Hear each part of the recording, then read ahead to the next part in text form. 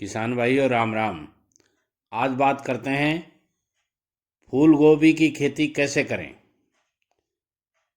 इसमें आपको पूरी जानकारी दी जाएगी कि फूल गोभी की खेती आप कैसे कर सकते हैं, इसमें कौन सी जलवायु चाहिए आपको और मिट्टी किस तरह की होनी चाहिए, कौन कौन सी खास किस्में होती हैं और ज़मीन की तैयारी कैसे करें, बिजाई कैसे करें और बीज कहाँ से प्राप्त करें, कैसे प्राप्त करें, बीज को कैसे उपचारित करें और खरपतवार पर नियंत्रण कैसे करें, सिंचाई गोभी के खेतों में सिंचाई किस तरह करें, इस तरह की सारी बातों की जानकारी दी जाएगी। इसलिए वीडियो को शुरू से लेकर अंत तक ज़रूर सुनिएगा।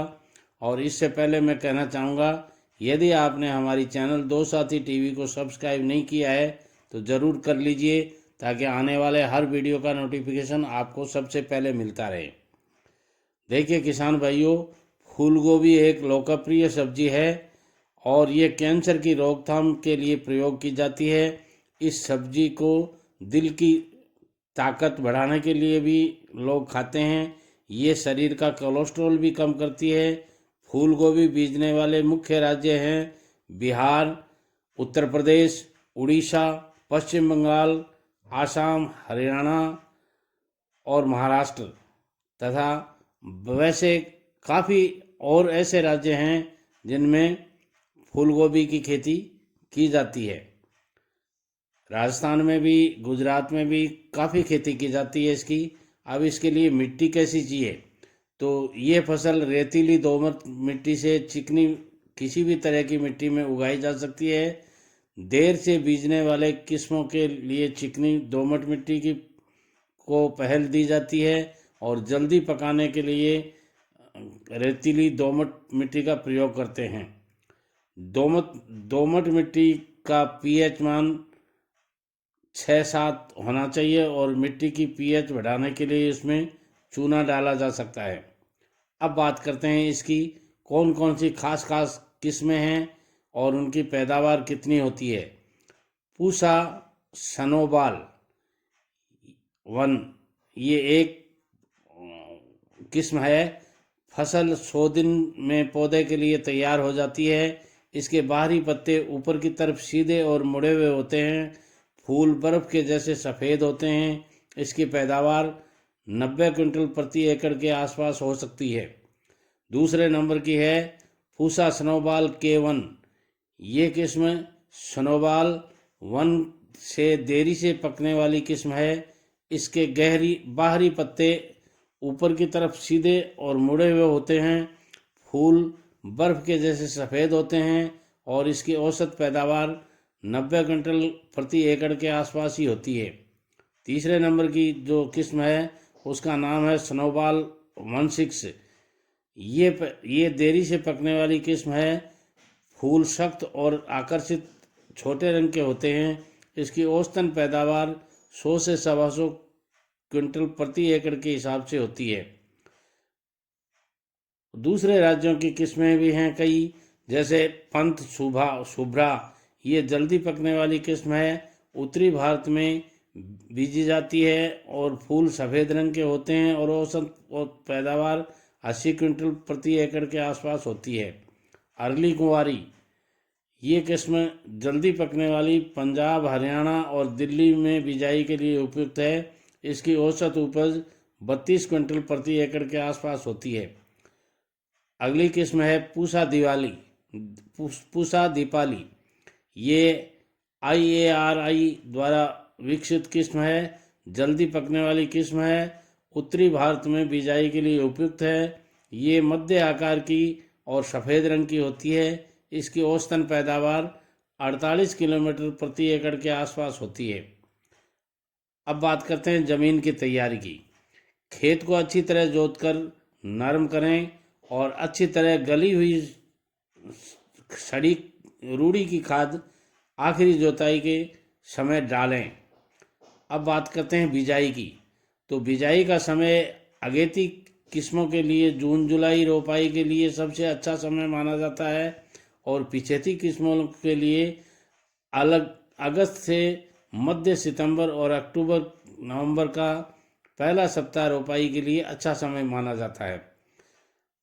और फासला अगेती किस्मों के लिए 45 इंटू 45 सेंटीमीटर और पिछेती किस्मों के लिए 45 इंटू 30 सेंटीमीटर का फासला रखना चाहिए।